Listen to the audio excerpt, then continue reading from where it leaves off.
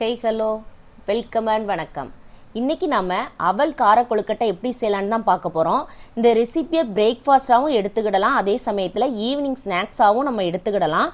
இது ரொம்பவே டேஸ்டியாக இருக்கும், ஈஸியாகவும் செஞ்சிடலாம். இப்போ வாங்க இந்த ரெசிபி எப்படி செய்யலாங்கிறத பார்த்துடலாம். ஃபஸ்ட்டு இந்த ரெசிபி பண்ணுறதுக்கு தேவையான அளவுக்கு அவுள் எடுத்துக்கிடலாம். வெள்ளை அவுள், சிகப்பு அவுள், எதுனாலும் நம்மளுக்கு பிடிச்சதை நம்ம எடுத்துக்கிடலாம்.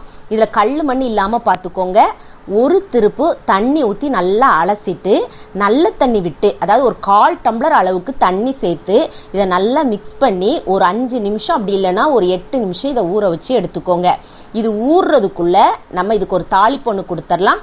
அதுக்காக ஒரு பேனை ஹீட் பண்ணி அதில் 2 ஸ்பூன் அளவுக்கு தேங்காய் எண்ணெய் சேர்த்துக்கோங்க. தேங்காய் எண்ணெய் தான் நல்லா மணமாக இருக்கும். இப்போ தேங்காய் எண்ணெய் நல்லா சூடேறவும் 1 ஸ்பூன் அளவுக்கு கடுகு, 1 ஸ்பூன் அளவுக்கு உளுந்தம்பருப்பு, 1 ஸ்பூன் அளவுக்கு கடலைப்பருப்பு சேர்த்து நல்லா இதை வறுத்து எடுத்துக்கோங்க. நல்லா செவந்து வரணும். கடுகு நல்லா பொரிஞ்சு வரவும் 3 வரமிளகா, 2 இனுக்கு கருவேப்பிலை, 1/4 ஸ்பூன் அளவுக்கு பெருங்காயத்தூள் போட்டு அதையும் நல்லா வதக்கி எடுத்துக்கோங்க. இந்த அளவுக்கு நல்லா வதங்கி வந்ததுக்கு அப்புறமா ஸ்டவ் ஆஃப் பண்ணிட்டு நம்ம ஊற வச்சிருக்கிற அந்த அவல் கூட இதை சேர்த்துக்கிடலாம். இப்போ இதை சேர்த்ததுக்கு அப்புறமா இது கூட 1 ஸ்பூன், அப்படி இல்லைன்னா 1.5 ஸ்பூன் அளவுக்கு அரிசி மாவு சேர்த்துக்கோங்க. அடுத்ததாக இது கூடயே ஒரு 1/4 கப் அளவுக்கு ஃப்ரெஷ்ஷாக துருவின தேங்காய் பூ சேர்த்துக்கோங்க.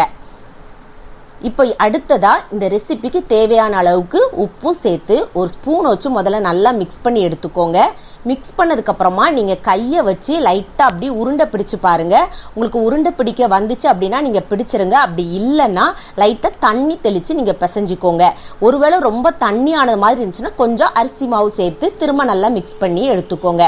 இப்போ இதை மாதிரி கைகளில் லைட்டாக தேங்காய் எண்ணெய் வேணால் அப்ளை பண்ணிக்கோங்க. உங்களுக்கு ஒட்டலாம் செய்யாது. ஒருவேளை ஒட்டுறது மாதிரி இருந்துச்சுன்னா அப்ளை பண்ணிவிட்டு இதை மாதிரி எல்லாத்தையும் உருண்டைகளாக பிடிச்சிக்கிடலாம். இந்த அவல் கொழுக்கட்டை பொறுத்த வரைக்கும் நம்ம ஸ்நாக்ஸ் ரெசிபியாகவும் பயன்படுத்தலாம், அதே சமயத்தில் பிரேக்ஃபாஸ்ட்டுக்கும் நம்ம இதை எடுத்துக்கிடலாம். இப்போ எல்லாத்தையும் இதை மாதிரி அந்த விரல்களால் கொஞ்சம் அழுத்தம் கொடுத்துட்டிங்கன்னா பார்க்குறதுக்கு நல்லாயிருக்கும் நம்மளுக்கு. இப்போ இதை மாதிரி எல்லாத்தையும் ரெடி பண்ணி வச்சுக்கோங்க. இப்போ நம்ம இதை வேக வச்சு எடுத்துக்கிடலாம். வேக வைக்கிறதுக்காக இட்லி பாத்திரத்தில் நீங்கள் தண்ணி ஊற்றி நல்லா கொதிக்க விட்டுருங்க. கொதி வந்ததுக்கு அப்புறமா இட்லி தட்டோ இல்லை இடியாப்ப தட்டோ தூக்கி உள்ள வச்சிருங்க.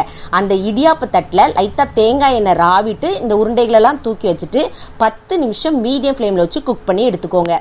10 நிமிஷத்துக்கு அப்புறமா ஸ்டவ் ஆஃப் பண்ணிடுங்க. நீங்கள் இதை உடனே திறக்க வேண்டாம், ஒரு 2 நிமிஷம் வெயிட் பண்ணுங்க. 2 நிமிஷத்துக்கு அப்புறமா நம்ம திறந்தோம் அப்படின்னா சூப்பராக ஆவி பறக்கிற அவல் கார கொழுக்கட்டை நம்மளுக்கு ரெடி ஆயிரும். இதை பார்த்தீங்கன்னா உங்களுக்கு விருப்பமான எந்த சட்னி கூடனாலும் நீங்கள் தொட்டு சாப்பிட்டீங்கன்னா அவ்வளோ ஒரு அட்டகாசமான சுவையில் இருக்கும். இது ஈஸியாக செய்யக்கூடிய ஒரு ரெசிபி தான். நீங்கள் அவல் வாங்கினீங்க அப்படின்னா ஒரு முறை இதே மெத்தடில் கார கொழுக்கட்டை செஞ்சு பாருங்க.